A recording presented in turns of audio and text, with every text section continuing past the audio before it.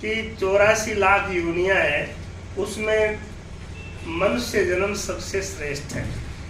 गीता जी में भगवान ने इसको कर्म योनि की, स्वतंत्र भी कहा। 83,99,999 योनियां और है, उनमें मनुष्य जन्म सबसे महान और कर्म योनि है, स्वतंत्र योनि है। यहाँ दूसरी योनियों में और मनुष्य योनि में थोड़ा ही फर्क है। उनके यहाँ भी भूख लगती है, अपनी यहाँ भी भूख लगती है, मनुष्यों को भी वहाँ भी नींद आती है, अपन को भी नींद आ जाती है। वहाँ भी बच्चे बाल बच्चे होते हैं, अपनी यहाँ भी बाल बच्चे होते हैं, अपन को भी डर लगता है, उनको भी भय लगता है। लेकिन मनुष्य में एक परमात्मा ने एक शक्ति रखी, एक पावर रखा, और वो है, जैसे मैं आपको बताऊं तो एक चिड़िया को आप देखोगे तो चिड़िया शीशे में चोंच मारती है, देखा होगा आपने।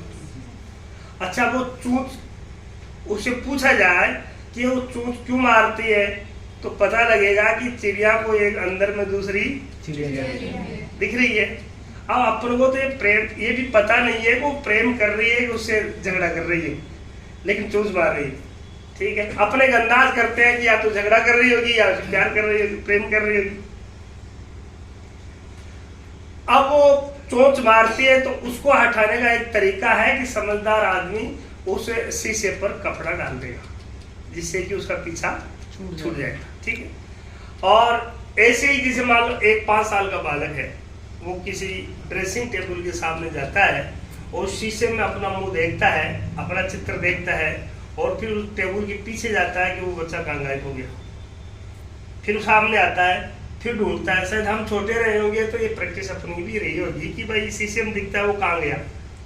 ठीक है, तो एक बच्चा बार बार आया शीशे के सामने और पीछे गया, फिर ढूंढे, फिर सामने आए, फिर गया, फिर आए। तो मैं बेटा बेटा देख रहा था, तो मेरी समझ में ये आया कि ये बच्चा जो इसमें दिखता है ना, ये फोटो बच्चे की प्रतिबिंब, रिफ्लेक्शन जो दिखता है, प्रतिबिंब जो दिखता है, आभास जो दिखता है, शायद ये बच्चा इस शीशे के पीछे जाकर के उसको ढूंढता है। तो मैंने उसके गार्जियन से कहा कि इस बच्चे को ले जाओ। ये बच्चा 5-6 बार सामने आ गया, फिर पीछे जाता है, फिर आता है। अब मैं आपको इस घटना से ये बताना चाह रहा हूं कि वो बच्चा जब 15 साल का होगा, 20 साल का होगा, 18 साल का होगा, तब उस बच्चे को समझ में आ जाएगा कि जो शीशे में कोई फोटो दिखती थी वो मेरी ही दिखती फोटो थी, मेरा ही चित्र था, मेरा ही प्रतिबिंब था। बच्चे को समझ में आ जाएगा। लेकिन मैं आपसे पूछूं कि उस चिड़िया को कितने वर्ष बाद में समझ में आएगा कि ये शीशे में जो दिखता है वो मैं ही हूँ? कभी नहीं आएगा, पूरी जिंदगी में। मान लो 100 जन्म ले ले, वो लाख जन्म ले ले वो। अच्छा, वो मान लो हाथी बन जाए तो समझ में आ जाएगा, सिंह बन जाए तो समझ में आ जाएगा, गाय भैंस बकरी कुत्ता बिल्ली उल्लू आदि बन जाए तो समझ में आ जाएगा।